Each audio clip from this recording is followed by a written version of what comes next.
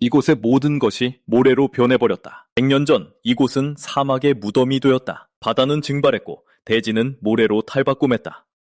그저 끊임없이 고통받고 일만 하던 소년이었다. 수년간 외부인들에게 착취당한 끝에 그는 이 사막이 자신의 무기라는 것을 깨달았다. 지우는 세상에서 유일하게 사막의 모래를 조종할 수 있는 마법사였다. 하지만 그 전에 이 잔혹한 세계에서 약자는 가진 모든 것을 잃게 마련이다. 모래 속으로 가라앉으며 한 남자가 살기 위해 필사적으로 발버둥친다. 통째로 삼켜지는 순간 그는 단지 자신이 약하기 때문에 죽는다는 걸 깨달았다. 100년 전 과거로 거슬러 올라가면 한 줄기 빛이 이 행성을 강타했다. 그 빛은 지구상에 존재하는 모든 생명체를 집어삼키기 시작했다. 한때 수많은 생명을 품었던 그 아름다운 행성은 완전히 뒤덮여 생명체의 흔적조차 없는 사막의 무덤이 되었고 살아남은 소수의 인간들만이 생존을 위해 자신들만의 요새를 건설해야 했다. 곤충들은 남겨뒀냐며 이 상황에 대해 불평한다. 그 직후 그는 차량의 벽에 세게 처박히고 만다. 가해자는 미소를 지으며 그저 실수로 손이 미끄러졌을 뿐이라고 말한다. 그러고는 사과하겠다며 제대로 사과하기 위해 소년의 이름을 묻는다. 고개를 들어 올린 소년은 자신의 이름이 지훈이라고 대답한다. 크게 웃으며 남자는 이름이 하나뿐인 걸 보니 애비가 없는 거냐고 비웃는다. 소년의 표정을 본 남자는 이제야 화가 좀 났냐고 비아냥거린다. 남자는 우리 친구 하자며 지훈의 어깨를 강하게 움켜준다.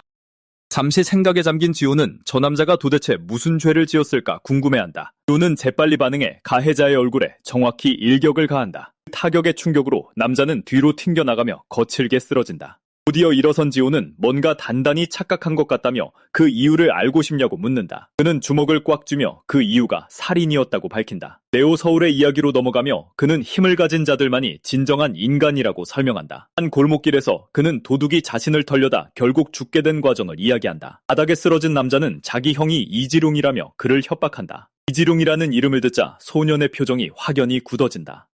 이 세계에서 능력을 각성한 자들은 인간들 사이에서 신으로 추앙받는다. 자신이 쫓기고 있다는 걸 알아챈 그는 그 버스 안으로 도망쳤다. 그때 남자가 그를 부르고 소년은 깜짝 놀라 뒤를 돌아본다. 가해자는 입을 닦으며 미소와 함께 벌써 끝난 거냐고 묻는다. 자신의 손을 내려다본 지호는 지금 벌어지는 상황에 경악한다. 난폭하게 내동댕이 쳐진 소년은 버스 통로를 가로질러 날아간다. 바닥에 나동그라진 그는 타격의 고통으로 비명을 지른다. 자신도 같은 이유로 여기에 있다고 밝히며 그는 지훈이 선을 넘었다고 말한다. 절망에 빠진 지훈은 그토록 피하려 했던 상대를 마주친 것을 한탄한다. 힘을 해방한 남자는 그에게 뼈저린 교훈이 필요하다고 말한다. 상황을 파악한 지훈은 완전히 얼어붙어 아무런 반응도 하지 못한다.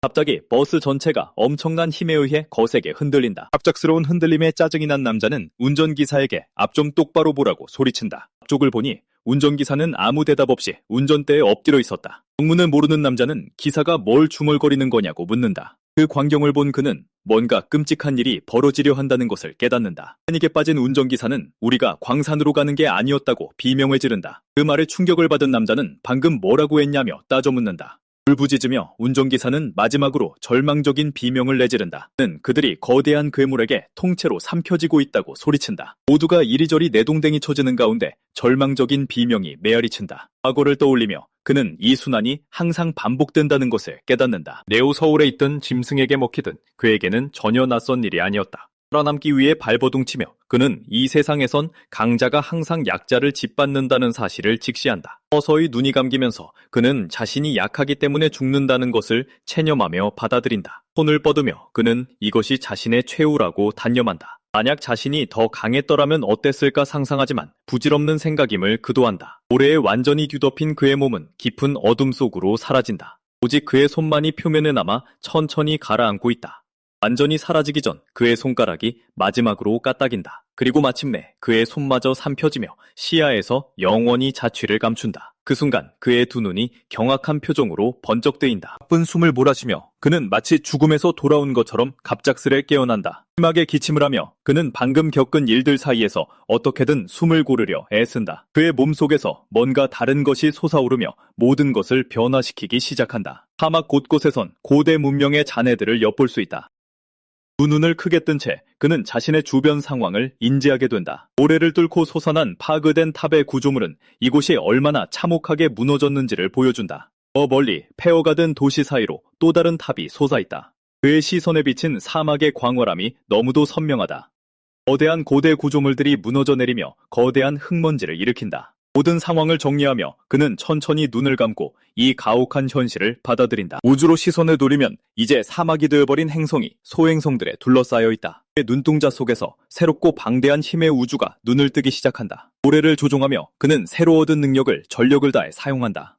그는 강력한 일격을 날려 거대 괴물의 머리를 강타한다. 그는 동굴 안에서 괴물의 파편들이 떨어지는 것을 지켜본다. 이 잔혹한 세계에서 그는 모래와 푸른 액체로 뒤범벅이 되어 있다. 비록 부상을 입었지만 그는 살기를 포기하지 않겠다는 결의를 다지며 일어선다. 눈빛을 번뜩이며 그는 새로운 각오로 자신의 미래를 직시한다. 떨어진 괴물 앞에서 그는 반드시 살아남겠다고 스스로에게 맹세한다. 숨을 타고 흐르는 에너지를 느끼며 그는 심장이 얼마나 거세게 뛰고 있는지 묘사한다. 주먹을 꽉 쥔 그는 이것이 바로 자신의 각성이라는 걸 마침내 깨달았다. 그 무렵 사막의 또 다른 고독한 인물이 거대 괴물과 마주하고 있다. 괴물은 재빠르게 움직이며 정체불명의 남자를 공격하기 위해 돌진한다. 남자는 두려움 없이 전투 태세를 갖추고 괴물에게 덤벼보라며 도발한다. 유운에게 시선을 돌리며 남자는 그 소년이 자신의 실험지라고 말한다. 그는 진지한 눈빛으로 전투를 시작할 준비가 되었음을 보여준다. 모래 폭풍에 휩쓸린 그는 저 멀리 튕겨나간다.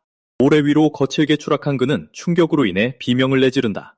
바닥에 쓰러진 지우는 그 남자의 엄청난 힘에 경악을 금치 못한다. 남자가 다가오는 걸 눈치챈 지우는 어떻게 저렇게 빨리 접근했는지 의아해한다. 괴물의 위로 올라탄 남자는 너무 높다며 투덜대고는 대체 어떻게 이렇게 커진 거냐고 묻는다. 이제 그만 내려가자고 제안하며 그는 거대 괴물을 공격하기 위해 자세를 잡는다. 그러고는 다리를 들어올려 파괴적인 일격을 날릴 준비를 한다. 가공할 만한 충격과 함께 그의 타격이 온몸을 실어 괴물에게 내리꽂힌다. 큰 인상을 받은 그는 방금 자신이 목격한 광경을 도무지 믿을 수 없었다. 남자가 괴물에게서 검을 뽑아내는 모습을 보며 그는 각성자가 무엇인지 뼈저리게 깨닫는다. 그의 곁에 나타난 소녀가 저 남자가 장영범 배위라고 소리친다. 소년을 움켜쥔 그녀는 그게 아마 가장 빠른 죽음이었을 거라며 중얼거린다. 자신의 팔이 얼어붙는 걸 느끼며 그는 그녀가 지닌 상상 이상의 힘을 실감한다. 그들을 향해 걸어가며 대장은 그 괴물은 상대도 안 됐다고 말한다. 그는 진지한 표정으로 두 사람의 대화를 주의 깊게 관찰한다.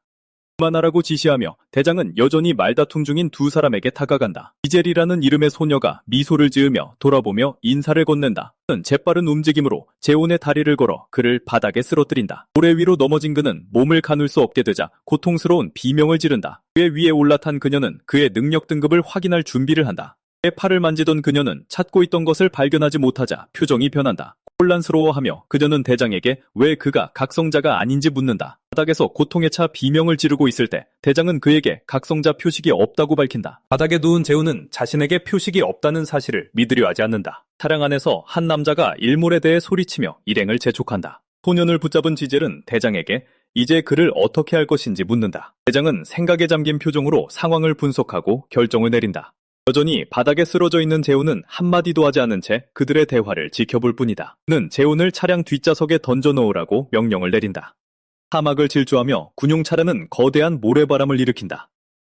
차 안에서 운전자는 혼자 나갔다는 이유로 호되게 구지람을 듣는다. 뒷좌석에 누워있던 재훈은 차량이 심하게 흔들리는 와중에 그들의 말다툼을 듣게 된다. 고개를 든 그는 모래가 자신의 의지대로 움직이고 있다는 것을 깨닫는다. 천장에서 떨어지는 작은 모래줄기가 그의 바로 옆으로 흘러내린다. 채 앉아있던 그는 모래를 조종함으로써 자신의 능력이 각성했음을 확신한다. 왜 그들이 자신의 표식을 보지 못했는지 의문을 품던 그는 색깔이 다르다는 것을 눈치챈다. 자신의 팔을 내려다본 그는 표식이 모래와 같은 색이라는 것을 발견한다. 상황을 파악한 그는 표식의 색깔이 자신의 능력을 나타낸다는 사실을 깨닫는다. 예를 들어 마법대 각성자는 항상 푸른색 표식을 가지며 대장 같은 전투계는 붉은색을 띈다.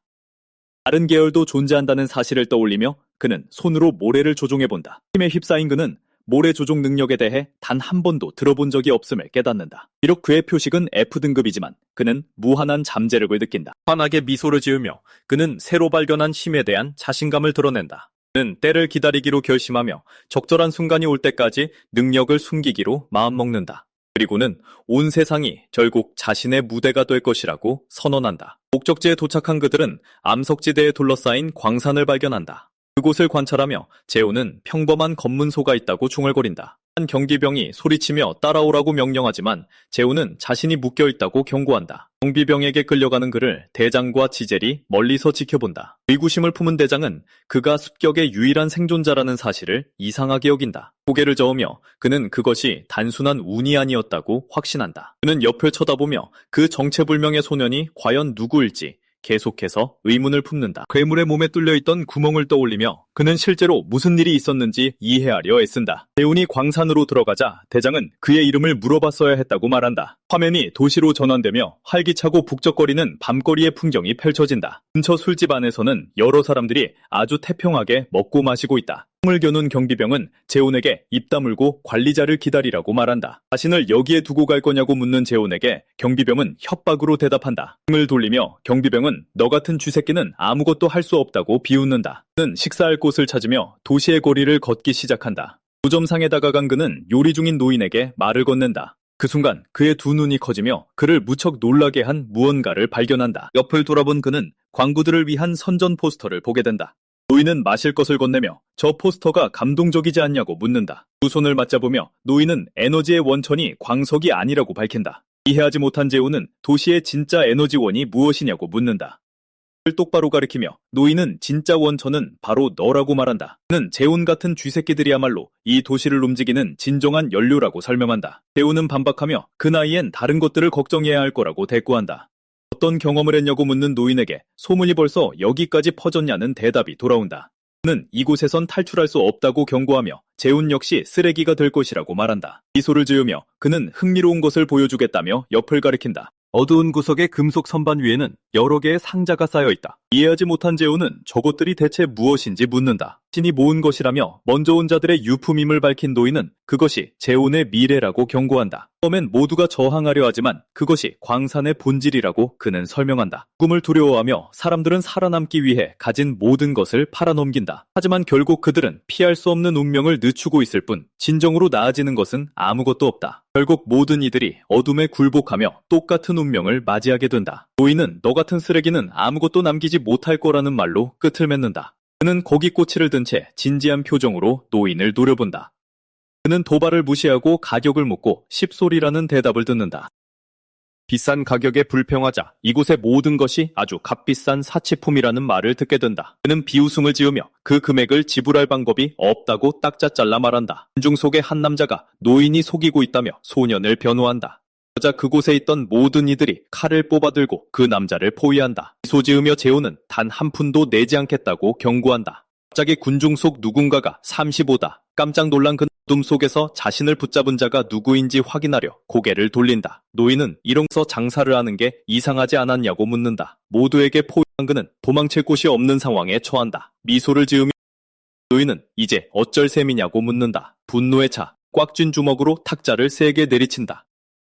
대화로 풀려하며 그는 돈이 없다고 말하고 다들 진정하라고 한다. 노인은 그건 걱정하지 않는다며 거래를 받아들이겠다고 말한다. 그는 재훈의 주머니에 있는 만화석을 받겠다고 밝힌다. 그 말에 충격을 받은 그는 어떻게 소문이 퍼졌는지 의아해한다. 손을 내밀며 노인은 공정한 가격을 쳐줄 테니 돌을 달라고 요구한다. 그러자 그는 그 돌을 지키기 위해 자신이 치러야 했던 모든 일들을 떠올린다. 그는 노인에게 빚을 없던 일로 해달라며 조금 더 협상을 시도한다. 그때 물레배종 한 명이 엄청난 힘으로 그의 머리를 움켜쥔다. 흥이 난 그 남자는 두목에게 이 꼬맹이를 영영 묻어버리자고 소리친다. 신의 능력을 사용해 그는 자신을 붙잡은 남자에게 타격을 가한다. 충격에 빠진 무리들이 뜯겨나간 그 남자의 팔을 붙잡는다. 그 순간 거대한 모래파도가 모두를 폭력적으로 뒤로 날려버리는 어둠 속에서 안광을 빛내며 위협적인 시선으로 모두를 주시한다. 자신을 보라고 소리치며 남자는 그를 흔들어 현실로 되돌려 놓는다. 남자는 괜찮냐고 물으며 그가 백일몽을 꾸는 것 같았다고 말한다. 그는 만화석을 탁자 위로 던져 노인의 바로 앞에 내려놓는다.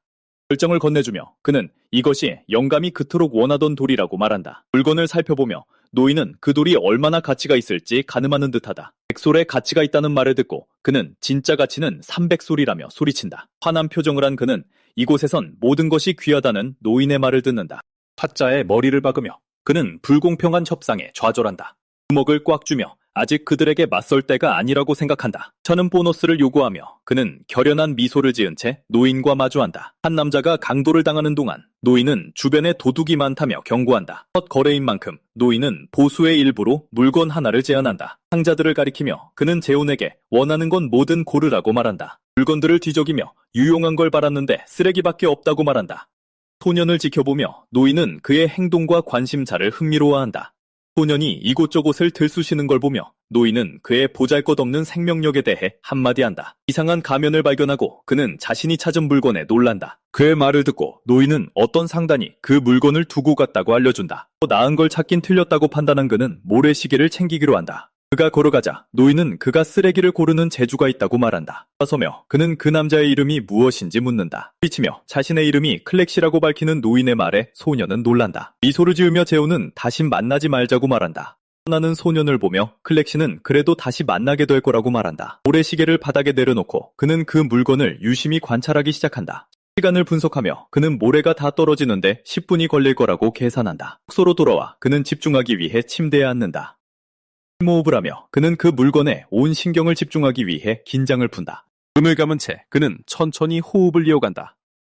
모래시계를 준 채 그는 자신의 능력을 사용해 모래를 움직여보려 한다. 유리에 비친 자신의 모습을 보며 모래에는 아무런 변화도 일어나지 않는다는 걸 깨닫는다. 아무런 성과도 얻지 못한 그는 그 물건이 자신의 능력과 무관하다는 사실을 알아챈다. 생각에 잠긴다. 그는 살면서 그런 물건을 본 적이 없다고 말한다. 그럼에도 불구하고 기묘한 기시감에 그는 깊은 생각에 빠진다. 그 물건이 자신을 부르는 듯한 느낌을 받지만 그 익숙한 감각의 정체를 알지 못한다. 문을 걷어차며 들어온 한 남자가 그가 오늘 온 신입인지 묻는다. 남자는 소리치며 왜 아직 광산에 가지 않았냐고 다그친다. 배우는 자신의 이름을 밝히며 아무도 그런 말을 해주지 않았다고 대꾸한다. 남자는 재빠른 움직임으로 주먹을 날려 그를 멀리 나가 떨어지게 만든다. 남자는 주먹을 꽉 쥐며 분노를 고스란히 드러낸다. 칠하며 남자는 강력한 일격으로 그를 쓰러뜨린다. 바닥에 쓰러진 소년을 붙잡고 남자는 이게 장난 같냐고 묻는다. 그는 너 같은 패배자는 그냥 닥치고 맞기나 해야 한다고 말한다. 명령을 내리며 남자는 재훈에게 당장 서둘러 따라오라고 말한다. 바닥에 쓰러진 채 재훈은 그곳을 벗어나는 남자의 뒷모습을 지켜볼 뿐이다. 박만호라는 이름을 가슴에 새기며 언젠가 반드시 죽여버리겠다고 다짐한다. 장면이 바뀌고 3구역 광산 입구에 기차 한 대가 보인다. 광산에 도착하자마자 만호는 당장 신입에게 장비를 지급하라고 명령한다. 규칙을 설명하며 광부는 장비 비용이 급여에서 차감될 것이라고 경고한다. 그 조건에 놀란 그가 무언가 말하려 하지만 단번에 제지당한다. 낸 일격과 함께 만호의 곡괭이가 그의 헬멧을 박살낸다. 분노에 차 소리치며 만호는 헬멧 값도 급여에서 깔 것이라고 으름장을 놓는다. 명령을 내리며 만호는 소년을 972번 갱도에 쳐넣으라고 말한다. 다른 광부를 협박하며 그는 당장 자신의 명령에 따를 것을 강요한다. 그가 끌려가자 만호는 광석 없이 기어나오면 죽여버리겠다고 소리친다. 광산을 지나며 광부는 만호가 도박으로 전 재산을 날렸다고 설명해준다. 놀랍게도 그는 이곳에 온갖 종류의 유흥거리가 존재한다는 사실을 알게 된다. 한강계 안에서 그들은 만호 같은 얼간이들 덕에 사업이 번창한다는 이야기를 나눈다. 다칠까봐 걱정하는 그에게 그런 건 걱정할 필요 없다는 대답이 돌아온다. 광부는 다친 사람은 단 한 명도 없다고 설명하고 재호는 더욱 혼란스러워한다. 목적지에 도착한 그는 위험천만한 972번 갱도로 들어갈 준비를 한다. 그냥 채굴만 하면 되냐는 그의 물음에 광부는 살아서 돌아올 수 없다며 말을 끊는다. 광부는 이미 12명 이상이 그곳에서 실종되었으며 사람들이 그의 목숨을 걸고 도박을 하고 있다고 말해준다. 미안하다는 말과 함께 광부는 어둡고 위험한 갱도 안에 그를 가둬버린다. 들어가줘서 고맙다며 광부는 소년에게 약간의 죄책감을 내비친다. 절망에 빠져 비명을 지르며 그는 자신을 홀로 두고 어디로 가는 거냐고 묻는다. 버려졌다는 사실을 깨달은 그는 완전히 충격에 빠져 아무런 반응도 하지 못한다. 엄청난 분노와 함께 그는 아무 이유 없이 이곳에 내던져진 것에 대해 소리치며 불만을 터뜨린다. 발이 미끄러지면서 그는 깊은 구멍 속으로 곡괭이를 떨어뜨리고 만다. 희망적인 심정으로 돌아오라고 소리치며 그는 어떻게든 도구를 붙잡으려 애쓴다. 동굴을 걸어가며 그는 대체 이곳이 어떤 곳인지 의아해한다. 그는 짙은 만화를 감지하고 다른 사람들은 이 기운을 느끼지 못한 건지 궁금해한다. 더 깊은 곳으로 들어가며 그는 이토록 방대한 만화가 어디서 뿜어져 나오는 것인지 의문을 품는다. 조심스럽게 발걸음을 옮기며 그는 그 어두운 동굴의 밑바닥으로 내려간다. 그 순간 바위 틈에 떨어져 있는 자신의 곡괭이를 발견한다. 곡괭이를 찾은 기쁨도 잠시 그는 미끌거리는 이상한 무언가를 밟게 된다. 스스로를 대전해하던 중 그는 바닥에 기묘한 원진이 형성되는 것을 알아차린다. 눈을 크게 뜬 채 그는 저게 대체 무엇인지 의아해한다. 그것이 포털이라는 걸 깨달았지만 미처 반응할 새도 없이 안으로 빨려 들어간다. 헬멧이 바닥에 떨어지며 덩그러니 남겨진 부러진 곡괭이를 비춘다. 햇의 불빛이 찰나의 순간 그곳의 짙은 어둠을 밝혀낸다. 과거를 떠올리며 그는 부모님에게 버림받았던 시절을 회상한다. 속 속에서 그는 굶주림을 면하고자 음식을 훔쳤다가 매를 맞았다. 또한 삶의 꿈을 가졌다는 이유만으로 두들겨 맞았던 기억도 떠오른다. 어떤 사건 이후 그는 협박에 시달리며 평생을 도망치듯 살아야만 했다. 그 모진 핍박을 기억하며 그는 그저 죽음의 공포 없이 살고 싶었을 뿐이었다. 바닥에 쓰러진 순간에도 그의 유일한 소원은 평범하고 평온한 삶을 누리는 것이었다. 바닥에 쓰러졌던 그는 완전히 낯설고 기이한 장소에서 눈을 뜬다. 고통을 느끼며 일어난 그는 이곳이 너무 덥고 습하다며 불평한다. 바닥을 짚어본 그는 주변의 모든 것이 그저 잣더미라는 사실을 발견한다. 눈을 크게 뜬 채 그는 자신을 둘러싼 이 상황을 이해하려 애쓴다. 그러다 문득 직전의 순간을 떠올린다. 그는 포털 안으로 떨어졌었다. 자신이 위험천만한 던전 한가운데 있다는 사실을 깨닫는다. 주위를 둘러보며 그는 방금 하늘에서 떨어진 게 무엇인지 의아해한다. 바위를 움켜쥐고서 그 물체가 만지기에 엄청나게 뜨겁다는 것을 깨닫는다. 고통의 비명을 지르며 그는 그 열기를 벗어나기 위해 미친 듯이 뛰어다닌다. 이게 꿈이 아님을 직감한 그는 던전에 대비하지 못한 것을 뼈저리게 후회한다. 산재를 분석하며 그는 이곳을 당장 빠져나가야 한다는 걸 직감한다. 한 발끈을 단단히 묶으며 그는 목숨을 건 탈출을 시작할 준비를 한다. 출구를 찾아야 한다고 결론 내린 그는 탈출로를 수색하기 시작한다. 이곳 가장 유력한 출구는 가장 높은 곳에 있을 거라고 판단한다. 가만히 있을 수만은 없기에 그는 마무리 없는 이 틈을 타 움직이기로 한다. 땅빠른 지름길을 택해 그는 전속력으로 내달리기 시작한다. 전을 내달리며 그는 끝까지 살아남고야 말겠다고 소리친다. 가스로 매달린 그는 하마터면 용암절벽 아래로 떨어질 뻔한다. 그 순간 바위 조각이 부서져 내리며 그의 발이 미끄러지고 만다. 공포에 질린 채 그는 가장자리에 매달려 살려달라고 비명을 지른다. 스스로를 구하지 못하고 결국 그는 펄펄 끓는 용암의 강으로 추락하고 만다. 통의 비명을 지르면서도 그는 이깟 용암 따위 두렵지 않다고 외친다. 바닥에 쓰러진 채 엄청난 체력을 소모한 그는 가쁜 숨을 몰아준다. 주먹을 꽉 쥔 그는 분노와 계속 나아가겠다는 결의로 끌어오른다. 목수를 맹세하며 그는 여기서 나가면 박만호는 죽은 목숨이라고 소리친다. 큰 숨을 들이마시며 마음을 가라앉힌 그는 분노가 모든 걸 망칠 뿐이란 걸 깨닫는 결연한 의지로 그는 끝까지 싸워 살아남겠다고 스스로에게 다짐한다. 목표 지점을 바라보며 그는 이제 단 4번의 도약만 남았다고 계산한다. 출구를 코앞에 둔 채 그는 마지막 시련을 맞이할 준비를 한다. 그는 멈추거나 잡생각을 하지 않고 오직 앞으로 나아가는 데에만 온 신경을 집중한다. 내 인생이 이렇게 끝날 순 없다고 그는 스스로에게 소리친다. 먹던 힘까지 쥐어짜며 그는 마지막 도약을 준비한다. 출구를 향해 뛰어오르던 그는 거대한 괴물을 보고 경악한다.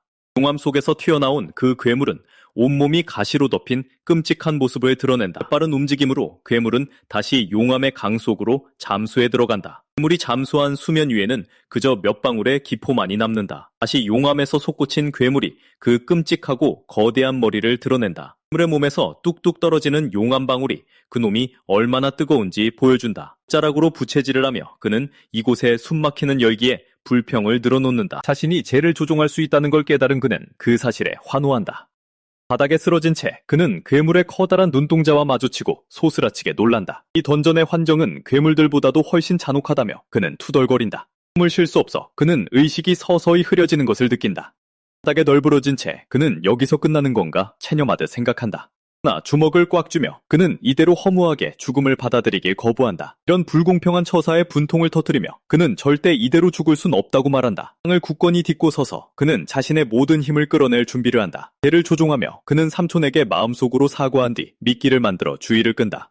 괴물이 미끼를 공격하는 사이 그에게 도망칠 수 있는 빈틈이 생긴다. 어디선가 들려온 목소리에 그는 자신이 대체 어떤 흥미로운 능력을 가졌단 건지 의아해한다.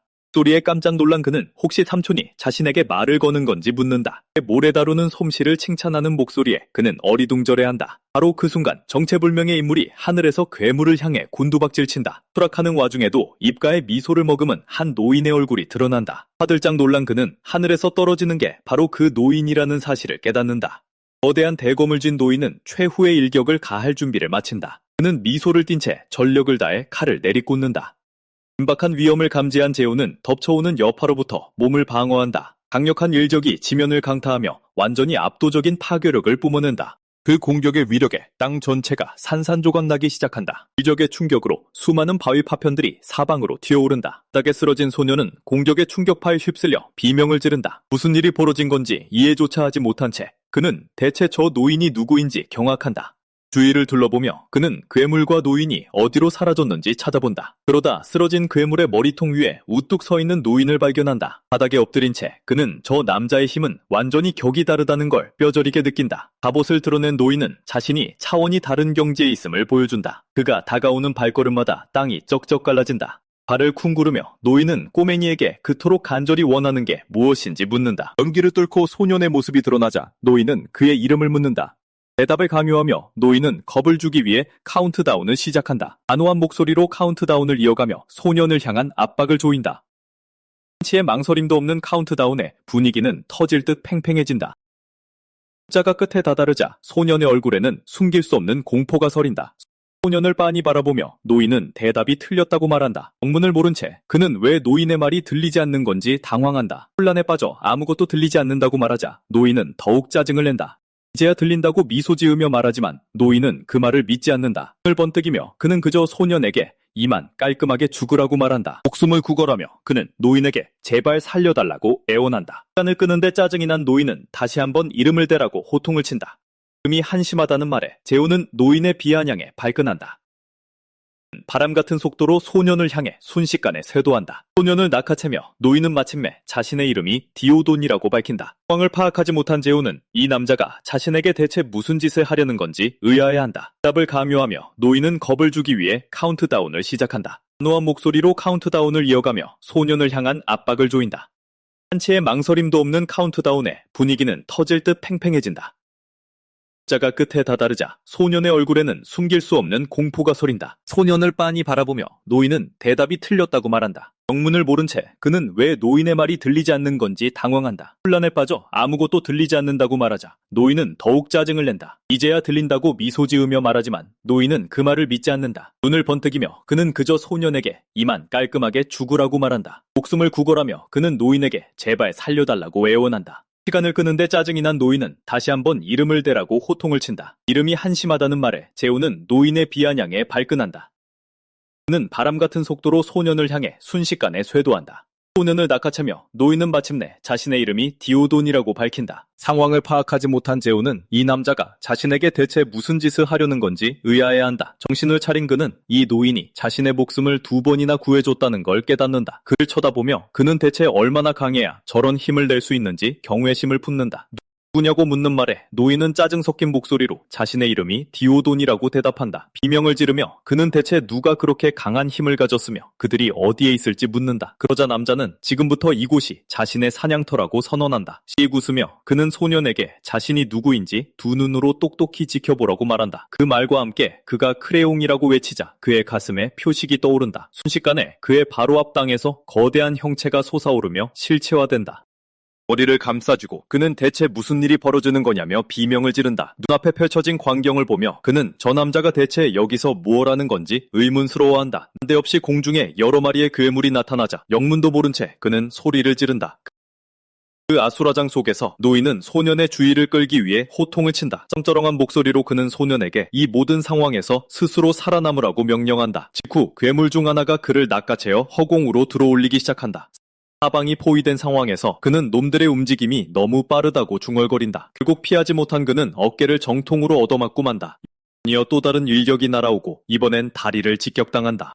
도무지 빠져나갈 틈이 없는 상황에 그는 도망칠 길도 없는데 하필 왼쪽만 골라 때린다며 원망 섞인 불평을 뱉는다. 공격받는 와중에도 그는 자신을 꽉 붙들고 있는 괴물들에게서 필사적으로 벗어나려 발버둥친다. 다음 순간 두 마리의 괴수들이 엄청난 속도로 그를 향해 돌진해온다. 동시에 여러 번의 공격을 받은 그는 비명을 지르며 뒤로 나가 떨어진다. 바닥에 쓰러진 채 그는 눈으로 그 움직임을 쫓을 수조차 없다고 말한다. 가만히 있다가는 죽을 게 뻔하다며 어떻게 해야 할지 막막해한다. 그 노인을 떠올리며 여기서 죽는다면 정말 바보 같은 짓이라고 중얼거린다.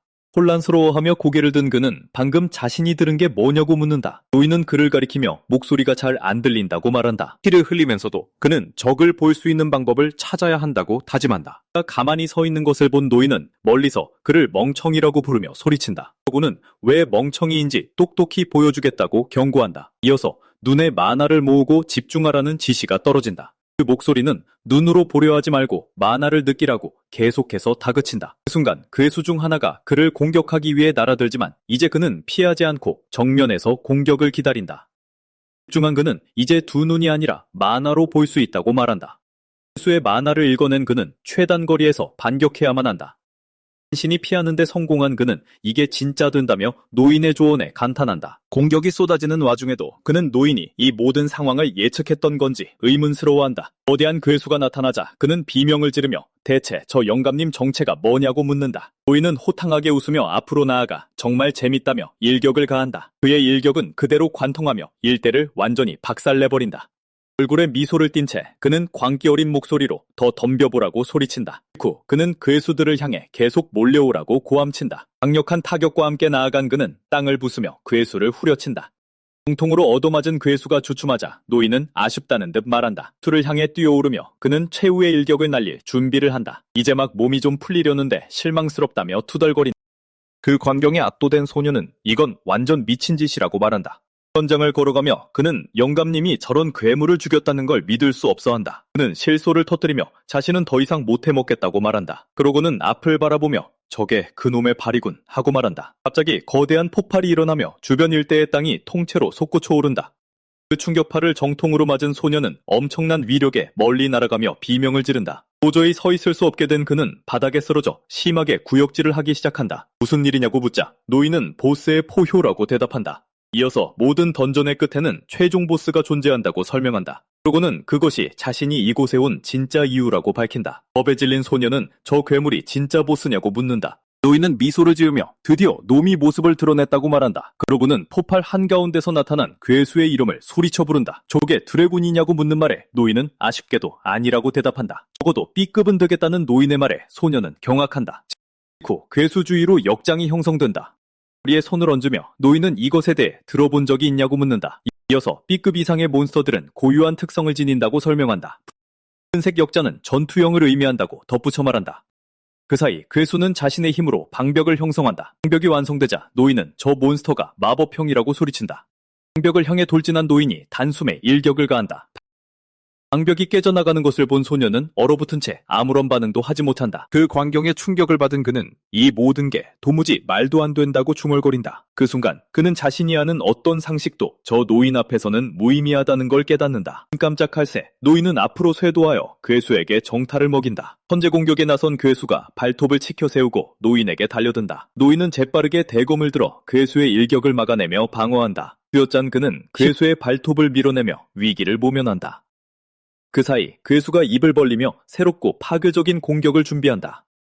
이런 위험천만한 상황에서도 노인은 그저 미소를 지으며 괴물과 마주한다. 그 직후 그는 전력을 다한 일격을 괴수의 머리에 꽂아놓는다. 크게 웃음을 터뜨리며 그는 괴수에게 많이 아프냐고 묻는다. 대검을 꽉 움켜쥐며 그 고통을 끝내주겠다고 말한다. 그러고는 오늘이 바로 니놈의 제삿날이라고 우렁차게 소리친다. 겁에 질린 소녀는 오늘이 바로 자신이 죽는 날이라며 비명을 지른다. 영문을 모른 채 그는 저 미치광이들한테 제발 말로 좀 하라며 고래고래 소리친다. 그 순간 두 존재가 격돌하며 뿜어낸 여파에 그는 멀리 튕겨나간다. 기압과 함께 앞으로 나아간 노인이 혼신을 담아 강력한 일격을 날린다. 충격파만으로 이 정도 위력이냐며 소녀는 기막혀 투덜거린다.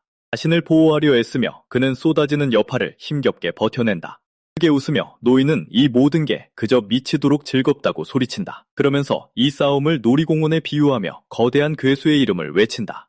이어서 그가 괴수를 향해 도약하자 지면에 거대한 폭발이 일며 모든 것을 산산조각 낸다. 추격파는 소년이 있는 곳까지 곧장 덮쳐온다. 초토화된 한가운데 서서 그는 아무 반응도 하지 못한 채 이 모든 광경을 지켜볼 뿐이다. 눈앞에 펼쳐진 참상에 그는 완전히 굳어버렸고 지금 자신이 뭘 할 수 있을지조차 모른다. 갑자기 땅이 쩍 갈라지며 그는 거대한 구덩이 속으로 추락하고 만다. 떨어지는 내내 그는 거대한 구덩이의 벽면에 심하게 내동댕이 쳐진다. 끝없이 추락하며 고개를 들어보니 치열한 전투가 아득히 멀어져 가는 것이 보인다. 바닥에 처박힌 그는 피를 흘린 채 쓰러져 저 위에서 벌어지는 모든 것을 올려다본다. 그의 눈동자에는 여전히 맹렬하게 이어지는 전투의 모습이 비친다. 쓰러진 채로 그는 노인과 괴수가 살벌하게 공방을 주고받는 모습을 지켜본다. 크게 웃으며 노인은 드레이크에게 고작 그게 다냐고 도발한다. 그러고는 명색이 던전 보스인데 그딴 식으로 비굴하게 굴면 안 된다고 소리친다. 그 순간 괴수가 입안에 엄청난 에너지를 긁어 모으며 공격을 준비한다. 그걸 본 노인은 과연 보스답게 비장의 무기가 숨겨져 있었다며 흥미로워한다. 모든 것을 쏟아부어 괴수는 상상을 초월하는 위력의 에너지빔을 발사한다. 그 공격은 점점 팽창하더니 순수한 에너지가 몰아치는 거대한 소용돌이로 변한다. 공격을 쏟아낸 괴수는 입에서 연기를 뿜어내며 그 자리에 버티고 서 있다. 노인을 찾는 괴수에게 그는 자신을 찾고 있었냐고 묻는다. 불쑥 나타난 그는 괴수의 등주에서 묵직한 일격을 꽂아 넣는다. 일격을 허용한 괴수는 방금 무슨 일이 일어난 건지 파악조차 못한 채 온몸을 뒤튼다. 어느새 괴물의 위에 올라탄 그는 1년 내내 널 사냥하러 다녔다고 말한다. 그러고는 자신의 크레용을 먹이에 내 심장이 필요하다고 밝힌다. 그는 괴수를 내려다보며 이제 그만 죽으라는 최후의 명령을 내린다. 그 순간 괴수의 등에 박힌 대검이 능력을 발휘하기 시작한다. 갑자기 괴물의 몸에서 직접 뿜어져 나오는 거대한 폭발이 일어난다. 모든 에너지를 흡수하며 그의 대검이 형태를 바꾸기 시작한다. 그 순간 칼날에 새겨진 문양들이 새로운 형태로 결합하기 시작한다. 변화가 끝나자 그는 무기의 최종 형태를 유심히 관찰한다. 대검의 새로운 형태가 드러나고 전보다 훨씬 더 거대하고 압도적인 위용을 뽐낸다. 온 대검을 주고 그는 형태 변화의 결과를 분석한다. 미소를 지으며 크레용에게 훨씬 더 강해졌다고 말해준다. 더 멀리서 소녀는 그가 혼잣말을 하는 미치광이 영감인지 묻는다. 소년을 본 노인은 그가 아직 살아있다는 사실에 놀란다. 아래에서 그는 떨어져서 진짜 죽을 뻔했다고 대답한다. 그때를 떠올려보면 그는 온 힘을 다해 구멍 쪽으로 내동댕이 쳐졌었다. 터지는 동안 그는 위에서 계속되는 전투를 지켜봤다. 절망에 빠진 그는 상황을 견디지 못하고 머리를 감싸주며 비명을 지른다. 추락하는 동안 뾰족한 돌기둥들이 그의 몸을 정통으로 덮쳤다. 추지 못한 채 그는 결국 구멍 바닥에 세게 처박히고 만다. 그곳에 누워 그는 자신이 지독하게 질긴 놈이라 또 살아남았다고 말한다. 그는 얻어맞으면서 반사신경이 좋아졌고 그 덕에 살았다고 설명한다. 완전히 무너질 거라고 경고하며 노인은 그를 붙잡고 여기서 나가야 한다고 말한다. 상황을 이해하지 못한 그는 왜 영감이 자신을 붙잡고 있는지 묻는다. 그 순간 노인이 아주 크고 호탕하게 웃기 시작한다. 도약하면서 그는 작별 인사를 남기고 소년을 또다시 뒤에 둔 채 떠난다. 떨어지는 와중에 그는 박만호라는 놈보다 영감이 더 미쳤다며 소리친다. 갑자기 모래밭에 쿵 하고 떨어진 그는 완전히 혼란스러운 표정으로 위를 올려다본다. 직후 포털이 열리며 그를 그곳에서 거세게 뱉어낸다. 소년이 모래를 뱉어내는 동안 노인은 그곳이 던전 밖이라고 설명한다. 진지한 표정을 지으며 노인은 자신이 할 말을 똑똑히 들으라고 소년에게 말한다. 노인은 소년의 능력을 쓸 때가 있지만 지금은 아무짝에도 쓸모없다고 밝힌다. 이를 가리키며 노인은 예전의 삶으로 돌아가고 싶은지 소년에게 묻는다. 그런 다음 노인은 자신을 따라와 더 나은 사람이 되는 다른 선택지를 제안한다. 혼란스러워진 그는 영감이 무슨 소리를 하는 건지 얼마나 걸릴 일인지 묻는다. 노인은 자신도 모른다고 대답한다. 몇 달, 몇 년, 어쩌면 수십 년이 걸릴 수도 있다고. 선택하라는 말과 함께 노인은 소년을 얼어붙게 만든 채 자리를 뜬다. 그 순간 노인은 평범한 삶으로 돌아갈지 아니면 엄청난 위험을 감수할지 선택하라고 말한다. 소년을 뚫어지게 바라보며 노인은 마침내 선택을 내리라고 재촉한다. 소년은 웃으며 선택이니 뭐니 하는 소리로 사람 웃기지 말라고 노인에게 말한다. 노인을 가리키며 소년은 영감이 완전히 노망이 난 거냐고 묻는다. 그러고선 사막을 여행하겠다고 모든 걸 내팽개치라는 거냐고 따진다. 문에 긍정하며 노인은 방금 한 말이 바로 그거라고 말한다. 고개를 돌리며 소년은 그럼 자기들 사이에 더 할 말은 없다고 경고한다. 노인에게 다가가며 소년은 이 여정에 함께 가겠다고 단호하게 밝힌다. 그는 자신을 열받게 한 놈들과 결판을 내야 하지만 지금은 너무 약하다고 설명한다. 미소 지으며 소년은 자신의 그 복수 명단에 영감도 포함되어 있다고 경고한다. 그 순간 그는 영감이 자기가 평생 만나본 사람 중 가장 강하다고 말한다. 노인은 웃으며 그럼 넌 확실히 죽게 되는 거냐고 묻는다. 주먹을 불끈 쥐며 소년은 자기가 세상에서 가장 강해질 거라고 확신한다. 그러자 노인은 언젠가 그 확신을 후회할 날이 올 거라고 경고한다. 노인이 걷기 시작하며 재촉하자 소년은 욕 좀 그만하라고 부탁한다. 사막 한가운데서 두 사람은 장렬하는 태양 아래 기나긴 여정을 시작한다. 속도를 따라가지 못한 소년이 영감에게 조금만 천천히 걷자고 소리친다. 지칠 대로 지친 그는 6시간이나 걸었으니 좀 쉬자고 노인에게 부탁한다. 계속 걷던 노인은 아무 말 없이 멈춰 서서 뒤돌아본다. 소년은 화를 내며 왜 대답이 없냐고 따지고 노인의 태도를 불평한다. 심한 더위에 그는 섭씨 50도는 좋게 넘을 거라며 온도를 원망한다. 기조차 힘들어하며 그는 이대로 가단 일사병에 걸릴 거라고 말한다. 지친 소년을 보며 노인은 능력을 쓰지 않다니 멍청한 놈이라고 부른다. 이해하지 못한 소년은 능력을 쓰라는 게 무슨 뜻인지 묻는다. 자기가 각성한 지 며칠 안 됐으니 말은 쉽다며 소리친다. 노인은 격렬하는 표정으로 그게 이 상황이랑 무슨 상관이냐고 묻는다. 그러자 소년은 영감과 달리 자기는 그저 F급일 뿐이라고 항변한다. 그를 붙잡은 노인은 등급이니 뭐니 하는 헛소리 좀 집어치우라고 호통친다. 붙잡힌 채로 그는 S급으로 태어난 놈들은 그냥 운이 좋은 거라고 말한다. 노인은 분노하며 축복받지 못했다고 그냥 포기할 거냐고 다그친다. 소년은 노인을 바라보며 축복이라는 단어를 되뇌며 그 말을 곱씹씹는다.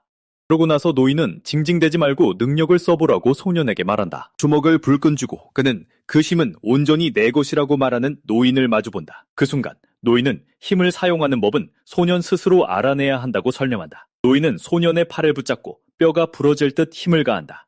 그를 괴물들 쪽으로 던져버리며 노인은 이제 죽은 목숨이라고 생각하라고 경고한다. 친한 사막 모래 위에서 그는 힘겹게 버티고 서려 한다. 힘을 집중하며 그는 주변의 모래를 조종하기 시작한다.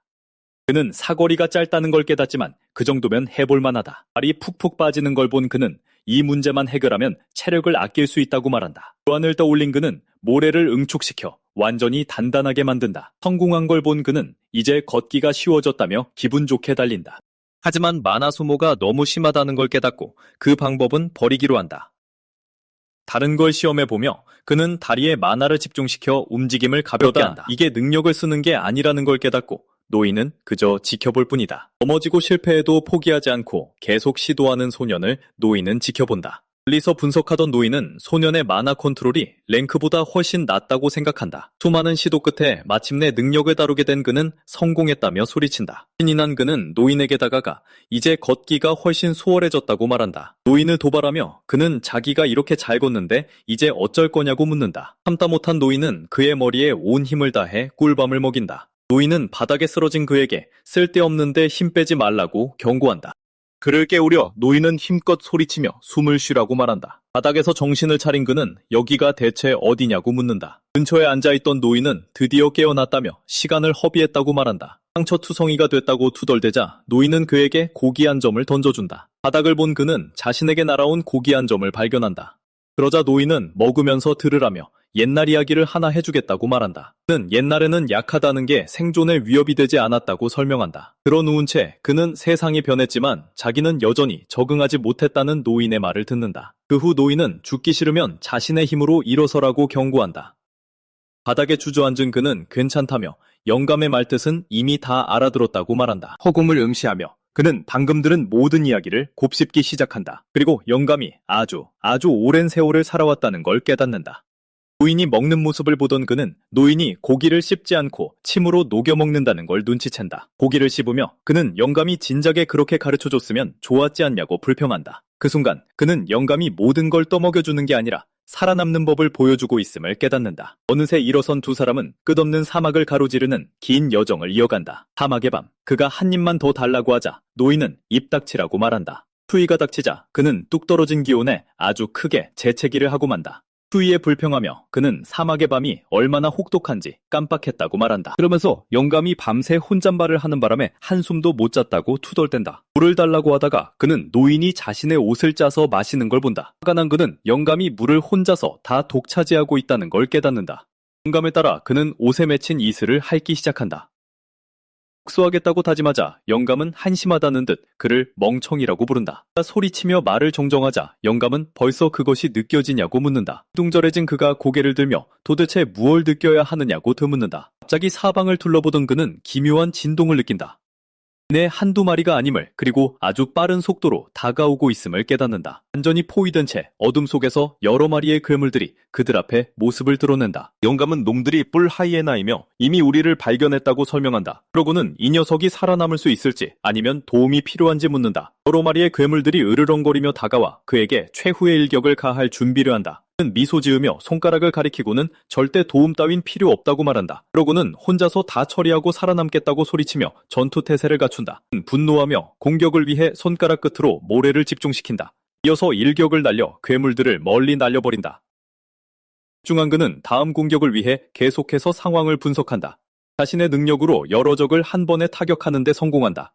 적의 수가 많은 것을 보고 도대체 적이 얼마나 드느냐며 소리친다. 거의 힘이 빠진 그는 살아서 빠져나갈 계획이 필요하다고 말한다. 그 순간 효율적인 공격과 마나 조절이 필요하다는 것을 깨닫는다. 그는 에너지를 덜 쓰면서 싸울 방법을 찾기 위해 머리를 굴린다. 그때 괴물 한 마리가 그를 공격하기 위해 아주 천천히 다가온다. 불러서 라고 소리치며 그는 야수에게 강력한 일격을 가한다. 그는 고통스러워하며 미친 야수가 자기 팔에 구멍을 냈다고 말한다. 상처를 보며 그는 이게 진짜 구멍이 난 건지 의아해한다. 여러 마리의 하이에나들이 무리지어 같은 방향으로 달려들며 공격해온다. 물들에게 둘러싸인 그는 사막 한가운데서 궁지에 몰린 자신을 발견한다. 순간 그는 놈들의 몸에 구멍 하나씩만 내면 된다는 사실을 깨닫는다. 그는 능력을 발휘해 여러 개의 모래 탄원을 만들어 적들을 공격한다. 그는 웃으면서 구멍 하나면 충분하니 굳이 머리를 날려버릴 필요가 없다고 말한다. 마나가 곧 생명임을 이해한 그는 자신의 힘을 어리석게 낭비해서는 안 된다고 다짐한다. 최소한의 마나를 사용해 가성비 좋은 전투 방식을 찾는다. 영감 역시 그렇게 싸운다는 것을 알게 된 그는 미소를 지으며 전투를 이어간다. 그 사이 하이에나 한 마리가 영감을 물지만 영감은 간지럽다며 웃어넘기고는 이내 자신을 문 놈에게 벌어 소리를 지른다. 포위된 영감이 대검을 치켜들며 단 한 놈도 살려두지 않겠다고 선언한다. 분노에 찬 눈빛으로 그곳의 모든 적을 끝장낼 준비를 한다. 그 광경을 본 소녀는 영감이 또 그 짓을 하려 한다고 소리친다. 그러자 영감이 온 힘을 다해 소리치며 전부 쓸어버리라고 명령한다. 순식간에 여러 번의 참격이 허공을 가르며 사방으로 뻗어나간다. 그 한가운데 갇힌 소녀는 참격을 피하려 애쓰며 비명을 지른다. 그는 옆을 보며 미친 영감이 자기가 여기 있는 건 안중에도 없다고 투덜거린다. 공격이 끝난 후 바닥에 남은 것은 피바다뿐이다.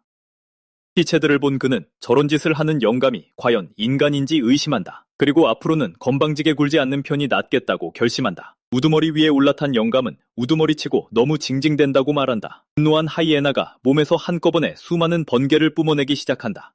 일격을 맞은 그는 이 괴물이 최소 B급 이상이라는 것을 직감한다. 하이에나는 일대 전체를 뒤덮을 만큼 엄청난 힘을 뿜어낸다.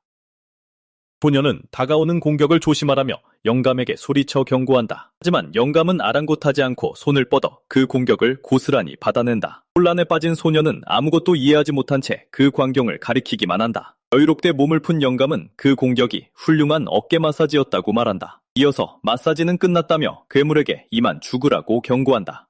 그는 정확한 일격으로 하이에나를 공격해 전투를 끝낸다. 소녀는 정신건강을 위해 저 괴물 같은 영감을 무시하는 게 낫겠다며 웃는다. 전투가 끝난 후 벌써 떠나는 거냐고 묻자 영감은 의아해한다. 를 손에 든 영감은 그것이 훌륭한 무기를 만드는데 좋은 재료라고 설명한다. 를 던져주며 영감은 바닥에 있는 아이템을 주우라고 소년에게 말한다. 단검이라고 말하며 영감은 이제 식량을 구하는 건 네 몫이라고 으름장을 놓는다. 이어서 하이에나 고기는 독성이 있지만 옆구리 살은 괜찮다고 설명해준다. 영감은 벌써 해가 뜨고 있다며 소년에게 서두르라고 재촉한다. 알겠다고 큰 소리로 대답한 그는 새로 받은 임무를 준비한다. 고기를 먹으며 그는 정말 맛있다고 기뻐하며 계속해서 허겁지겁 먹는다. 목이 마르긴 하지만 그래도 이제 식량이 넉넉해졌다고 한마디 한다. 그는 새로운 능력 덕분에 모래 위를 걷는 게 훨씬 수월해졌다고 말한다. 영감을 도발하며 혹시 자기 능력이 부럽지 않냐고 묻는다. 농담을 받아줄 인내심이 없는 영감이 그에게 정타를 날리려 하지만 그는 간신히 피하며 이번엔 빗나갔다고 소리친다.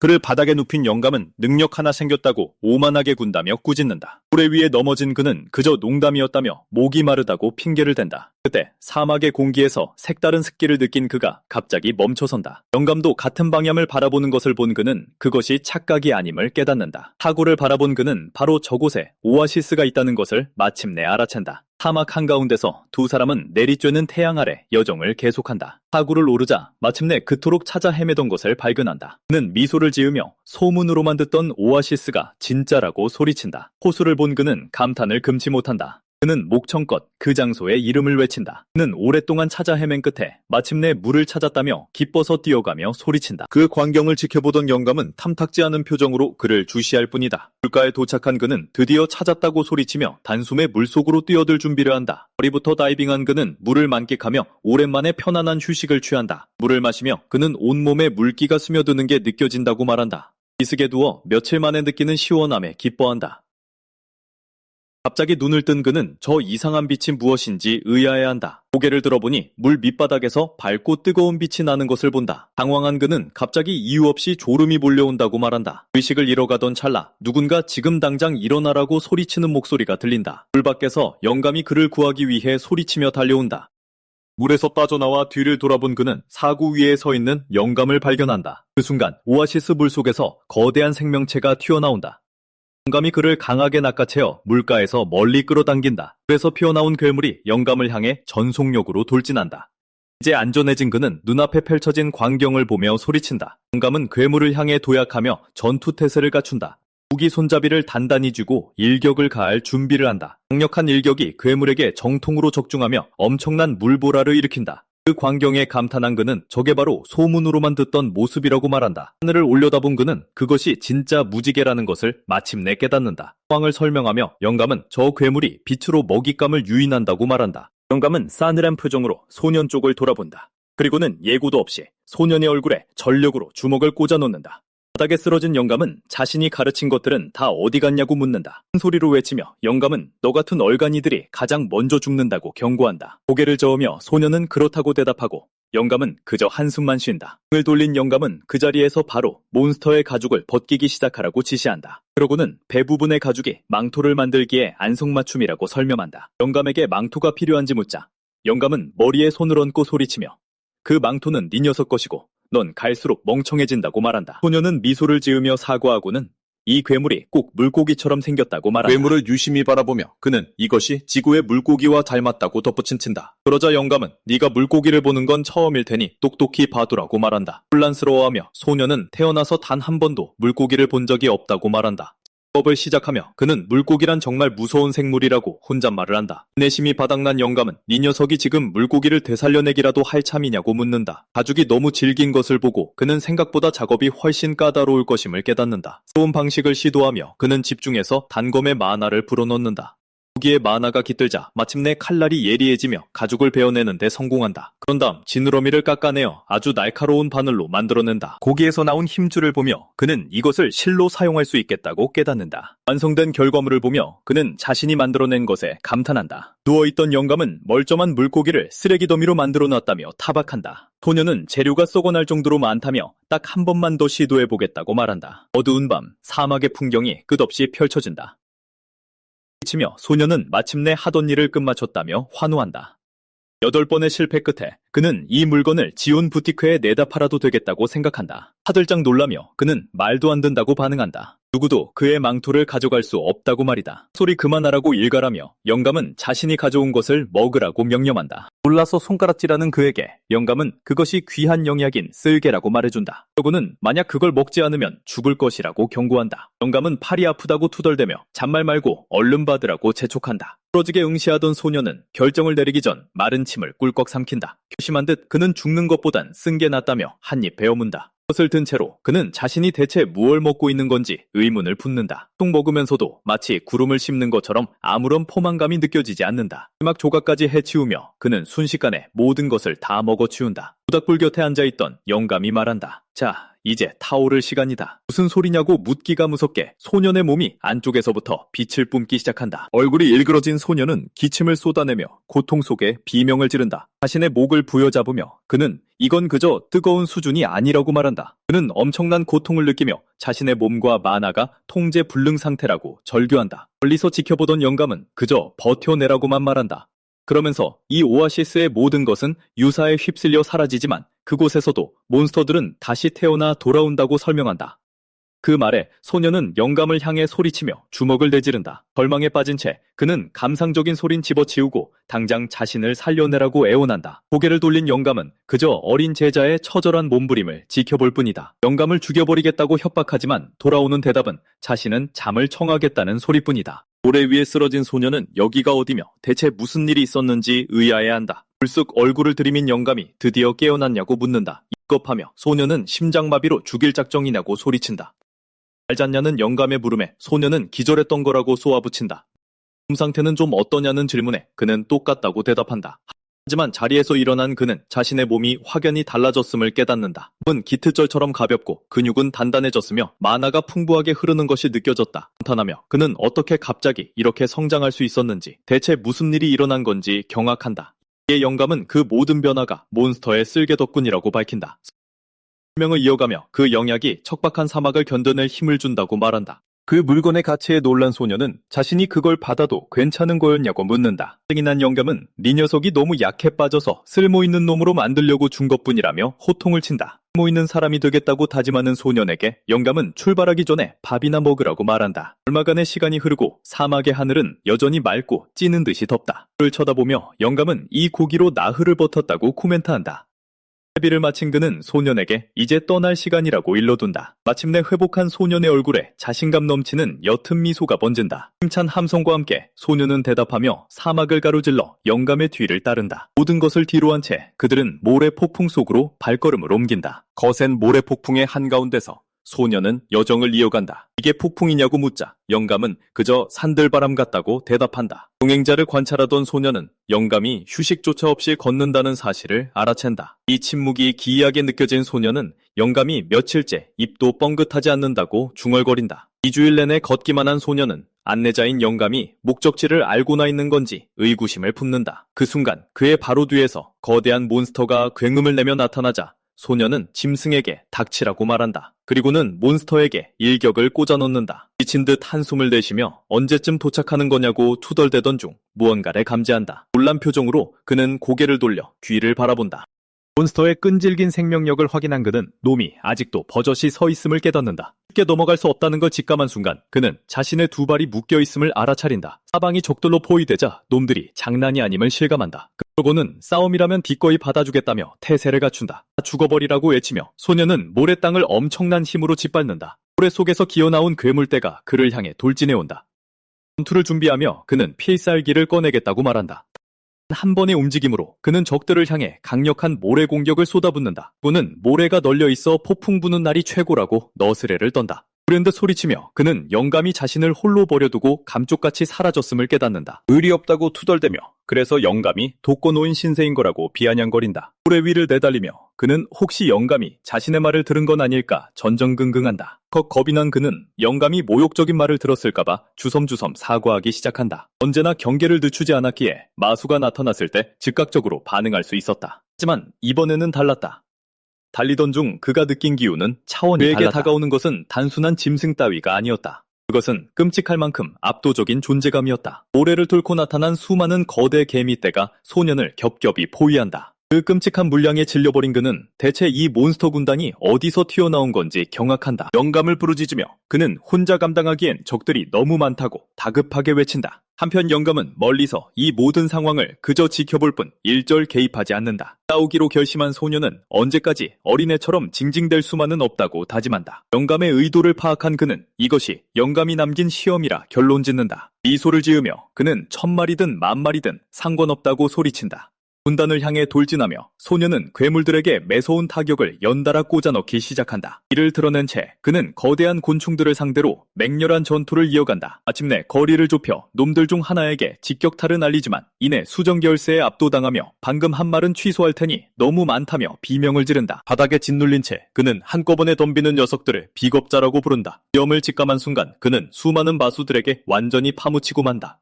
그때 거대한 폭발이 일어나며 거대한 모래장막이 피어오른다. 먼지가 가라앉은 후 모래가 움직이며 아직 전투가 끝나지 않았음을 보여준다. 재빨리 땅속에서 튀어오른 그는 돌기둥을 이용해 목숨을 건진다. 아래를 내려다보던 그는 자신이 거대한 개미굴에 있다는 사실을 깨닫고 깜짝 놀란다. 개미들이 날지 못할 거라 생각한 그는 더 높은 곳으로 피해야겠다고 말한다. 그 순간 그는 등 뒤에서 예상치 못한 일격을 맞는다.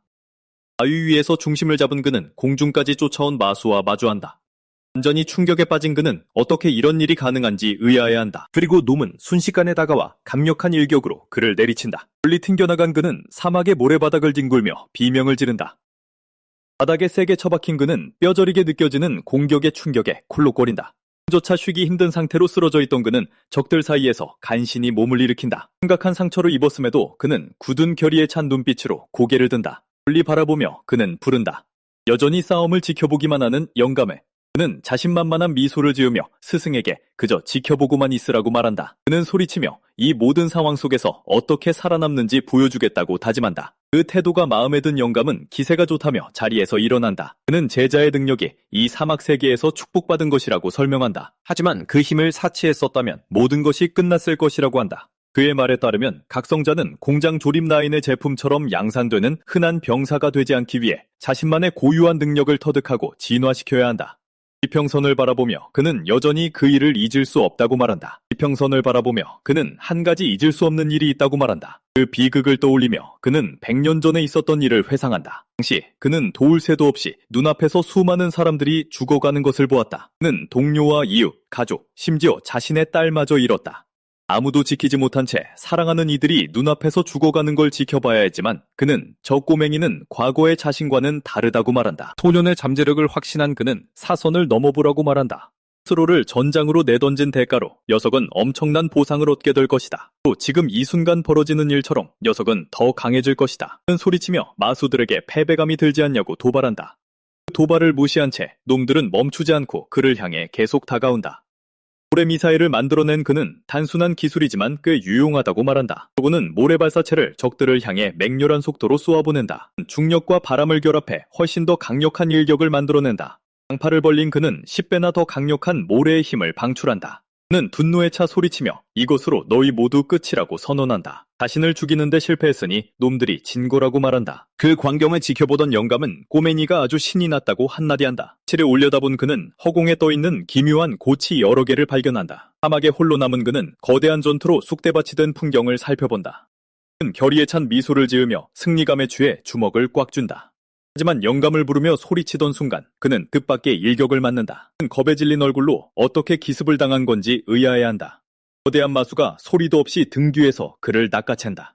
어떻게 기척도 없었는지 의문을 품던 그는 자신이 독에 당했음을 깨닫는다. 그리고 독 때문에 만화 통제력을 상실했다는 사실을 알아차린다. 그는 마수들을 향해 소리치며 고작 이런 걸로 날 막을 수 있을 것 같냐고 묻는다. 반격할 틈도 없이 그는 거대 마수에게 또다시 강력한 일격을 얻어맞는다. 눈이 휘둥그레진 그는 상황이 정말 심각해졌음을 깨닫는다. 바닥에 쓰러진 그는 여기가 어디인지 생각하다가 둥지라는 사실을 눈치챈다. 바닥에 쓰러진 채 그는 이상한 소리가 자신에게 천천히 다가오는 것을 듣는다. 그리고 이곳이 거대한 개미 유충들로 득실거린다는 사실을 깨닫는다. 그중 한 놈이 그에게 다가와 팔을 물어뜯기 시작한다.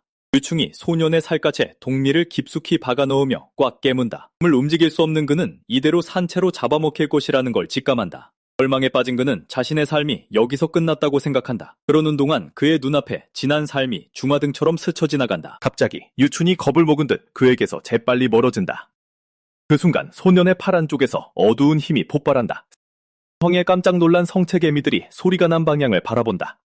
미소를 지으며 재미있다는 듯 바닥을 내리쳐 유충을 짓뭉개버린다. 소리치며 자신에겐 좋은 기억도 없으니 이대로 죽을 순 없다고 말한다. 또 빛나는 팔을 들어 그곳에 있는 개미들을 향해 소리친다. 힘을 해방한 그는 자신의 주변으로 거대한 에너지 폭발을 일으킨다. 그 광경을 지켜보던 성체개미들이 새로운 위협에 대비한다. 그 생명체는 단 한 번의 일격으로 눈앞에 흙벽을 부수며 앞으로 돌진한다. 그 결과 공격의 충격으로 동굴 전체의 구조가 무너져 내린다. 그러자 소년의 주변 땅속에서 여러 개의 흙가시가 솟아오른다. 자신의 등급이 올랐음을 깨달은 그는 독이 사라지고 만화가 넘쳐흐르는 것을 느낀다. 팔을 내려다본 그는 진화의 징표가 정말로 나타났음을 확인한다. 힘을 느끼며 그는 자신의 만화가 완전히 다른 수준에 도달했음을 눈치챈다. 훨씬 더 강해졌음에도 그는 걱정스러운 표정으로 적과 마주한다. 상처 하나 없이 멀쩡한 거대 마수가 위압적인 모습으로 그의 눈앞에 나타난다. 또 괴물은 앞으로 돌진해 단 한 번의 강력한 일격으로 그를 멀리 날려버린다. 비명을 지르며 그는 바위를 그토록 쉽게 부수는 야수의 괴력에 의문을 품는다. 수차례 공격을 맞고도 괴물의 껍질은 완전히 온전한 상태를 유지한다. 놀란 그는 자신의 공격이 흠집 하나 내지 못했다는 것을 깨닫는다. 땅에 손을 짚은 그는 이대로는 싸움에서 이길 수 없다고 말한다. 괴물과 마주한 그는 단 하나의 상처도 낼 수 없을 거라는 사실을 이해한다. 그렇다면 저 갑옷을 부술 방법을 생각해내야만 한다. 짓누르거나 뚫는 것 말고 방어구를 뜯어낼 방법을 찾는다. 그때 놈이 쏟아져 내린 엄청난 양의 흙무더기에 갇혀버린다. 좋은 생각이 떠오른 그는 저놈의 갑옷을 비틀어 뜯어버리겠다고 말한다. 괴물은 필사적으로 괴성을 지르며 흙감옥에서 벗어나려 몸부림친다. 놈은 공격하기 위해 입안에 에너지 블래스트를 집중시킨다. 그 공격을 지켜보며 소녀는 자신에게 닥쳐올 공격에 대비한다. 극심한 고통 속에서 이게 무슨 공격이냐며 비명을 지른다. 고주파 파동을 감지한 그는 뇌가 터져버릴 것 같은 고통을 느낀다. 순식간에 음파가 지하 동굴 전체로 퍼져나간다. 놀란 그는 괴물이 이런 능력을 숨기고 있었다는 사실을 믿지 못한다. 결의를 다진 그는 가진 모든 것을 걸고 적과 싸우겠다고 말한다. 이제 그는 자신이 죽든 괴물이 죽든 어떤 결과라도 받아들일 준비가 되어 있다. 괴물과 맞선 그는 이 싸움에서 누가 살아남을지 두고 보자고 경고한다. 그는 함성을 지르며 사생결단을 내기 위해 앞으로 돌진한다. 갑자기 어두운 공간에서 그는 자신의 몸에 대한 통제력을 잃은 듯하다. 바닥에 쓰러진 그는 자신의 몸에 무슨 일이 일어나고 있는지 의아해한다. 두 손을 들어 올리며 그는 진정 이것이 자신의 한계인지 자문한다. 자신의 쓸모없는 몸을 원망하며 그는 스스로의 나약함을 한탄하며 쓰러진다. 갑자기 나타난 노인은 녀석이 참으로 한심할 정도로 약해 빠졌다고 말한다. 노인은 그를 품에 안고 여기서 잠들면 죽는다고 경고한다. 그는 희미한 미소를 지으며 자신을 구해준 노인을 힘겹게 부른다. 마지막 일격은 자신이 날리겠다고 말한 그는 자신이 결코 쓸모없는 존재가 아니라는 말을 듣게 된다. 노인은 여왕이 꽤 강했다며 끝까지 싸워낸 소년을 칭찬한다. 을 들었음에도 불구하고 그는 고막이 터져서 아무것도 안 들린다고 말한다. 고막이 터졌다는 사실에 놀란 노인은 그의 뒷덜미를 잡고 끌고 간다. 바닥에 질질 끌려가며 그는 지금 자기를 어디로 데려가는 거냐고 묻는다. 새로운 장소에 도착하자 노인은 무기를 휘둘러 길을 연다.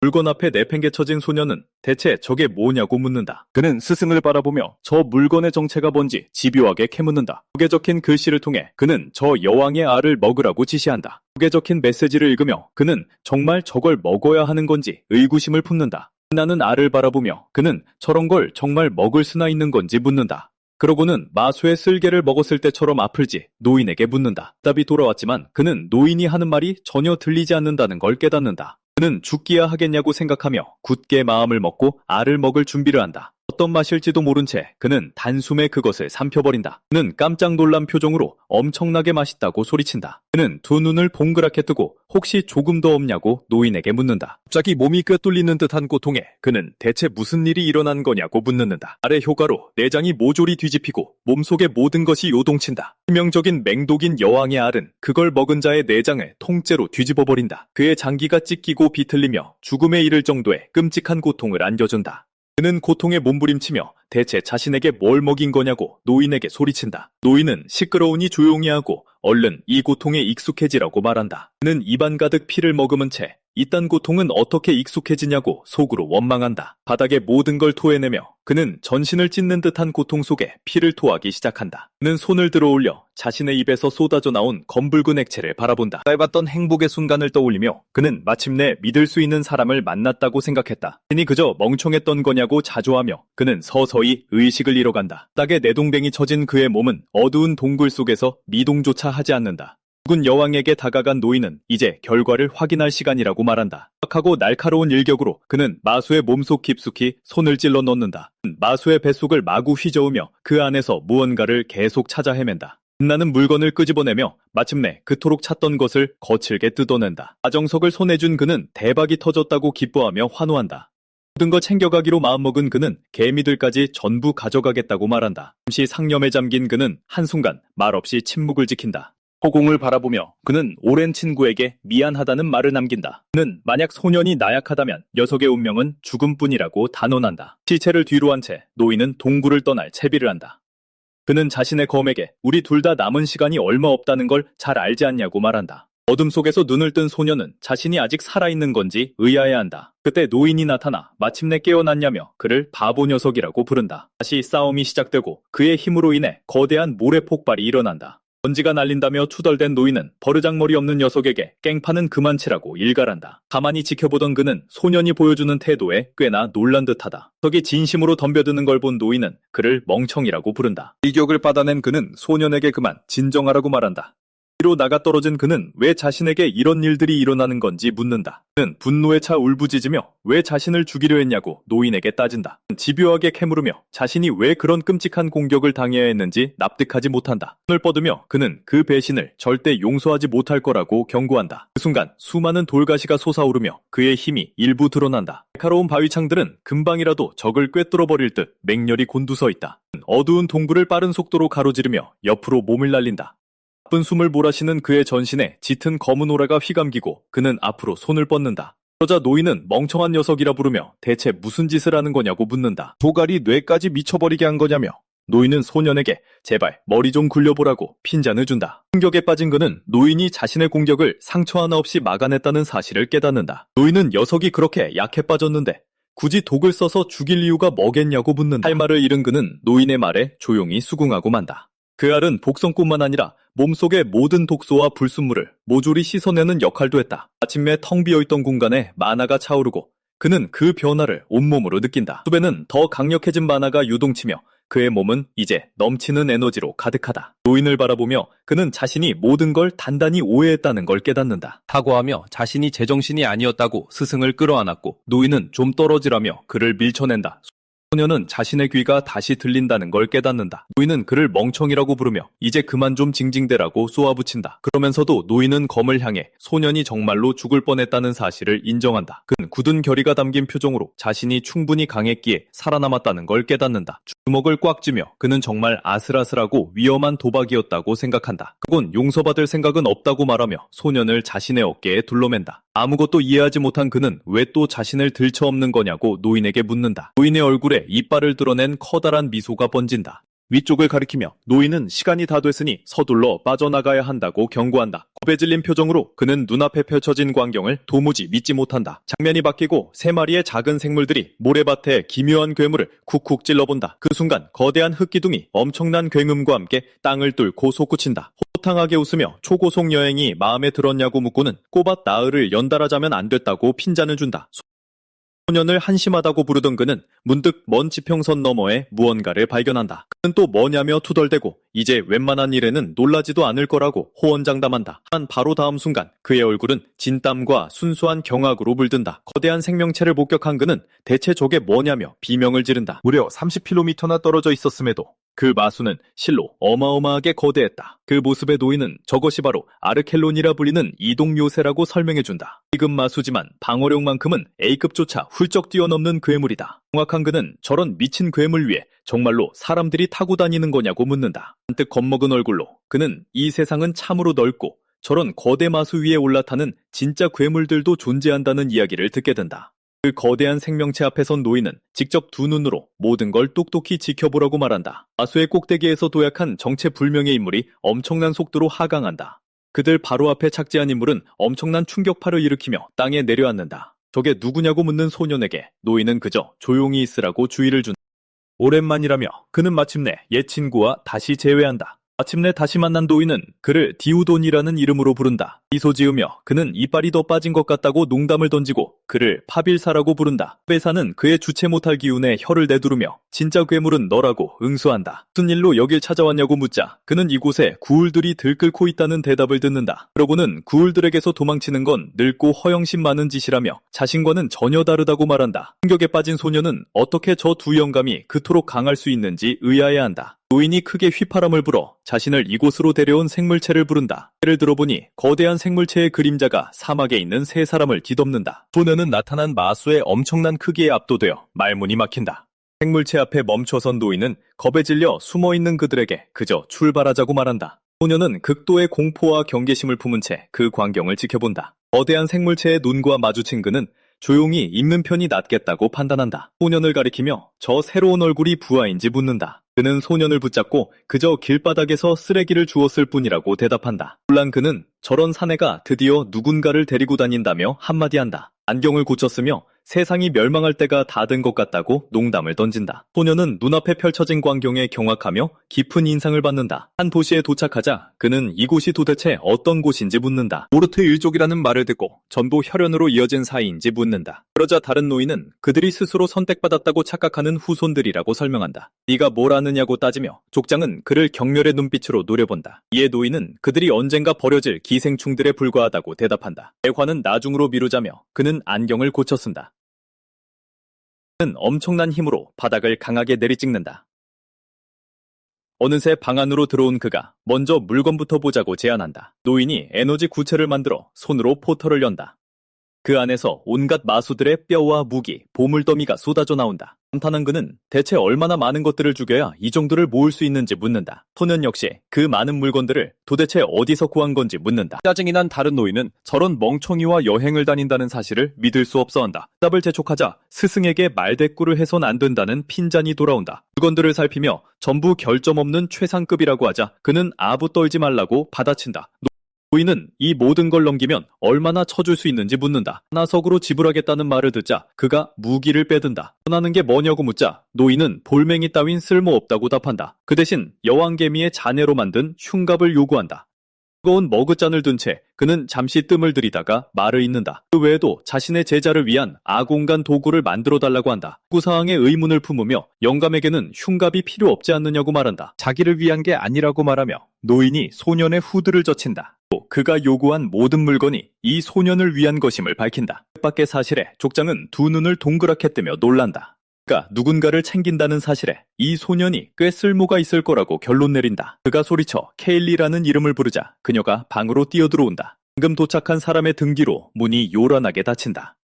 고개를 돌려 소녀는 호기심 어린 눈으로 그 광경을 유심히 지켜본다. 그는 얼굴을 붉히며 소녀의 아름다움에 감탄한다. 방에 들어온 그녀는 할아버지에게 자신을 부르셨냐고 묻는다. 그녀를 보며 소녀는 정말 너무 아름답다고 말한다. 그러자 노인은 그녀에게 아직도 아공간 팔찌를 가지고 있는지 묻는다. 그녀는 팔찌는 없지만 대신 마법 부여가 아주 잘된 건틀릿이 있다고 대답한다. 그녀는 믿을 수 없다는 듯 그 건틀릿이 얼마나 귀한 건데 그러냐며 할아버지에게 따져 묻는다. 아가씨가 인챈토가 다 되었다며 그는 미소 지으며 칭찬한다.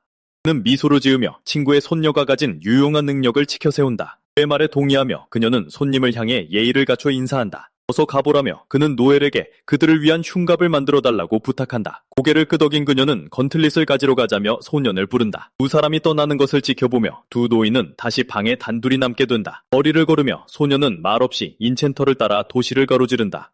호기심이 동한 그는 아까 그 괴물 영감과 어떤 사이인지 묻는다. 그러자 우연히 만났을 뿐인데 지금은 그가 소리치며 끌고 다닌다고 그녀에게 설명한다. 그녀는 그 괴물이 그를 끌고 다닌다는 사실에 큰 충격을 받는다. 어떤 장면을 떠올린 소녀는 그녀에 대한 중요한 사실을 깨닫는다. 그의 기억 속에서 피투성이가 된 채 껄껄 웃고 있는 노인의 모습이 스쳐 지나간다. 그녀를 바라보며 그는 그녀 역시 자신과 같은 트라우마를 겪었음을 이해한다. 조심하라고 경고하며 그녀는 그가 인간의 탈을 쓴 괴물이라고 말한다. 공방에 도착한 그는 이곳이 우리가 와야 할 곳이 맞는지 묻는다. 그녀는 들뜬 미소를 지으며 이곳이 자신의 개인 공방이라고 확인해준다. 너무 놀라지 말라고 당부하며 이런 건 난생 처음 볼 거라고 말한다. 그는 안에서 본 광경에 경악하며 입을 다물지 못한다.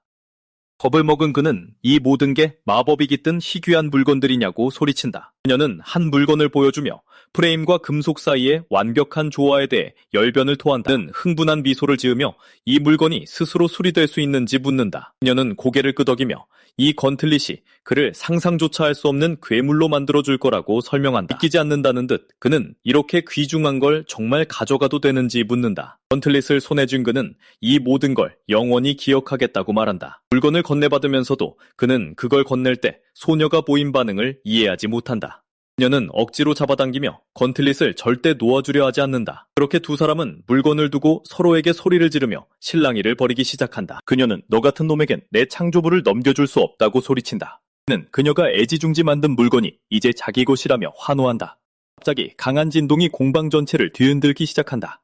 그녀의 반응을 본 그는 자기가 뺏은 물건을 돌려줘야 하는지 묻는다. 고개를 든 그녀는 아켈론의 울음소리가 들렸다며 그들이 도착했다고 소리친다. 겁에 질린 그는 오고 있는 게 대체 누구냐고 다급하게 묻는다. 그녀는 문 쪽으로 달려가 몸을 굳건히 지탱하며 방어 태세를 취한다. 한편 다른 방에서는 두 노인이 평온하게 대화를 이어가고 있다. 심각한 표정을 지으며 노인은 저놈들이 아주 끈질기다고 말한다. 사막을 가로질러 마침내 구울들이 이동 요새가 있는 곳에 도달한다. 구울들이 맞다는 걸 확인한 그녀는 서둘러 그를 계단 위로 끌고 올라간다. 달리는 와중에 그는 쳐들어오는 자들의 정체가 대체 무엇인지 묻는다. 그녀는 그들이 각성자 선장을 둔 흑상어 해적단이라고 설명한다. 필사적으로 도망치며 그녀는 그들이 눈 하나 깜짝 안 하고 살인을 저지르는 사이코패스들이라고 말한다. 문을 향해 뛰어가며 그는 어떻게 D급이 그토록 위험할 수 있는지 묻는다. 방에 다다른 그녀는 그곳에 있는 할아버지를 향해 절박하게 소리친다. 그러자 두 노인은 자신들 역시 적들이 접근하는 걸 보았다고 말한다. 아켈론을 움직여야 하지 않냐고 묻지만 적들이 금세 따라잡을 거란 대답이 돌아온다. 두 손을 맞잡으며 그는 마침내 반격에 나설 때가 왔다고 말한다.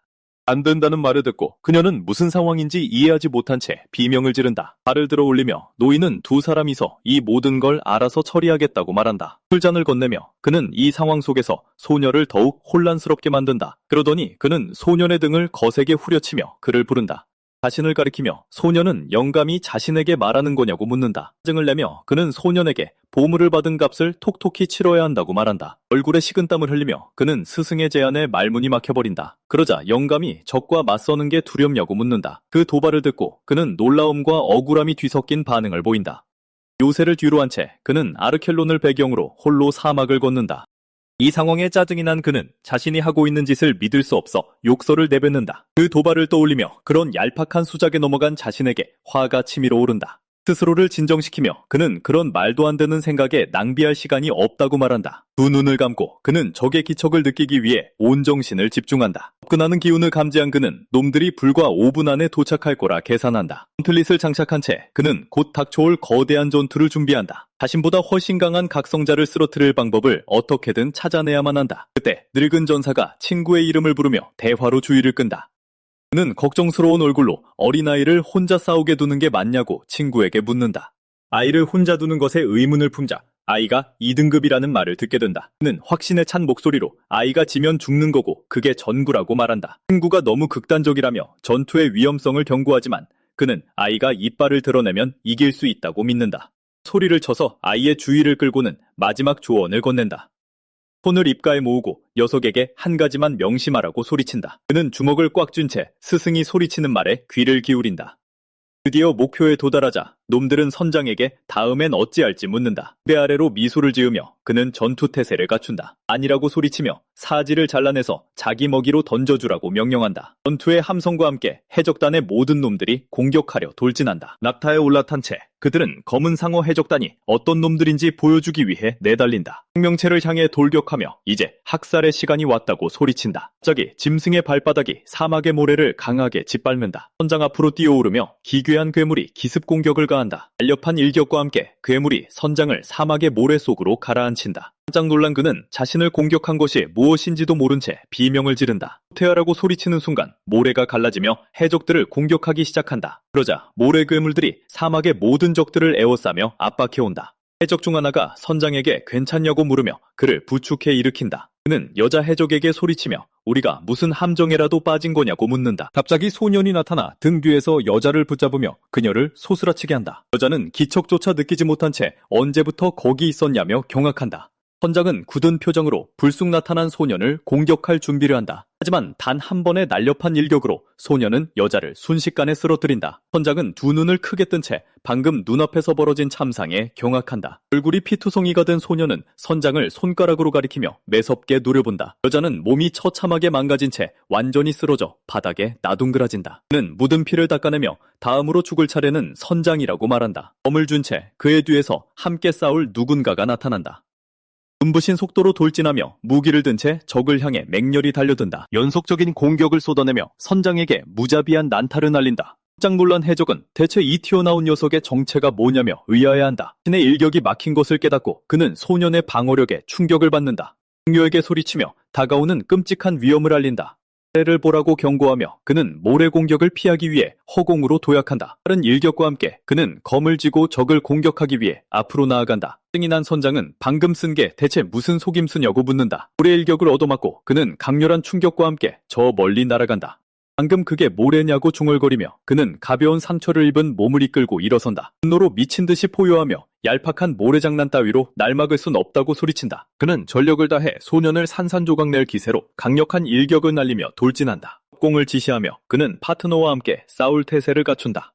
두 놈의 움직임을 간파한 소년은 순식간에 한 놈에게 치명타를 꽂아 넣는다. 투성이가 된 얼굴에도 그는 결의에 찬 눈빛으로 적을 마주한다. 스승은 크게 소리쳐 소년의 주의를 끌며 매우 중요한 조언을 건넨다. 소년이 고개를 들자 스승이 싸움에 대해 걱정하는 소리가 들린다. 스승은 소리치며 저놈들은 인간이 아니라는 걸 명심하라고 경고한다. 자신이 한 말을 확인하듯 저 적들은 진정한 의미의 인간이 아니라고 거듭 강조한다. 그는 해적들이 재미로 죽이고 고문하며 학살을 즐기는 족속들이라고 설명한다. 게다가 무고한 여자와 아이들을 무자비하게 죽이는 걸 자랑거리로 삼는 놈들이라고 덧붙인다. 신물을 밟고 서서 소년은 다가오는 사투를 준비한다. 그는 냉랭한 표정으로 저런 괴물 같은 놈들을 과연 인간이라 부를 수 있을지 의문을 품는다. 몸 주변에 섬뜩한 기운을 두른 채 선장이 소년을 공격할 준비를 한다. 건방진 태도에 화가 치민 그는 순수한 증오를 품고 앞으로 돌진한다. 모래 고치로 공격하며 소년은 돌진해 오는 적을 가두려 한다.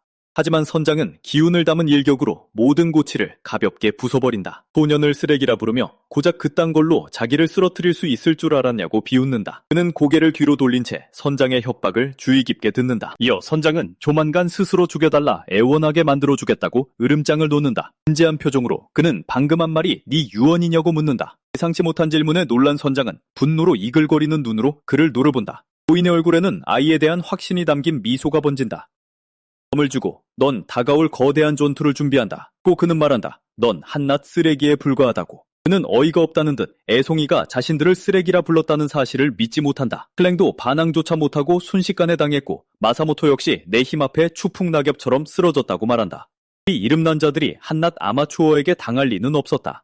애송이의 힘에 의문을 품으며 그가 대체 어떤 능력을 쓰는 건지 궁금해한다. 그때 거대한 모래용이 형체를 갖추며 선장에게 맹렬히 달려든다. 주먹을 불끈 쥐고 그는 들이닥치는 공격에 맞받아칠 준비를 한다. 그는 소리치며 더 이상 이런 얄팍한 수작에 놀아나지 않겠다고 선언한다. 앞으로 돌진하며 쥐새끼처럼 숨지 말고 당당히 나서라고 소리친다. 선장은 숨어있지 말라고 호통치며 정면 승부를 건다. 강한 일격으로 회오리 바람을 일으켜 소년을 빨아들인다.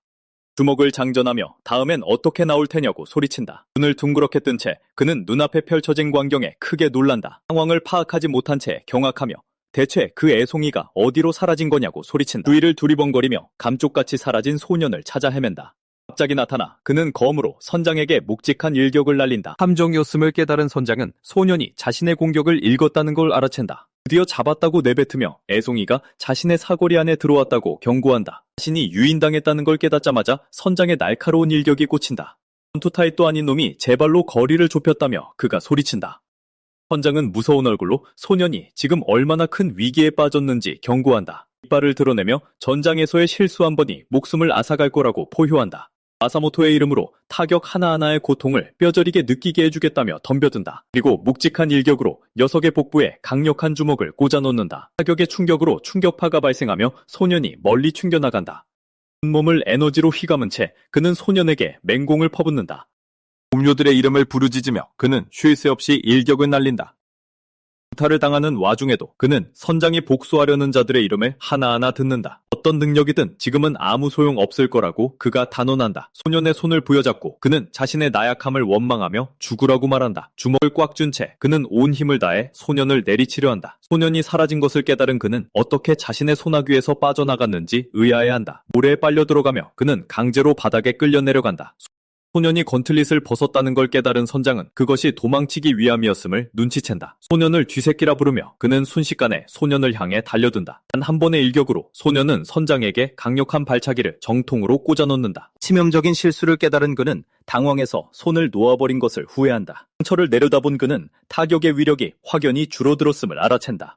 그리고 건틀릿 때문에 공격의 기세가 꺾였다는 사실을 깨닫는다. 상대가 바람 속성이라고 결론 내린 그는 모래가 물리적인 물질임을 이해한다. 그는 묵직한 주먹으로 소년을 정통으로 간타한다. 그는 마침내 소년의 모든 수작을 간파했다고 소리친다. 이미 약해졌다고 믿은 선장이 미소를 지으며 그를 마주본다. 그 건방짐에 어이가 없다는 듯 소년이 자신을 이길 수 있을 거라 생각하냐고 묻는다. 소년은 입가에 미소를 띤 채 자신감 넘치는 눈빛으로 그를 마주본다. 애후를 노린 일격에 선장은 공격을 정통으로 얻어맞는다. 경악한 그는 소년이 처음부터 자신의 등귀를 노린 건지 의심한다. 미소를 지으며 영감이 전투 중에 드디어 빈틈을 보였다고 그가 말한다. 분노한 그는 소년이 아까와 똑같은 수작을 부렸다고 말한다. 건틀릿이 없으니 소년이 약해진 건 맞지만 마법 계열이 모래를 통해 이 정도의 힘을 발휘하는 건 불가능하다는 걸 그는 깨닫는다. 증폭시켜줄 아이템도 없이 그런 일이 일어날 수는 없다고 그가 말한다. 소년의 정체에 의문을 품으며 그는 다음 공격을 준비한다. 그는 믿을 수 없다는 듯 주변 세상 그 자체를 조종하는 모래집의 능력 따위가 존재할 리 없다고 중얼거린다.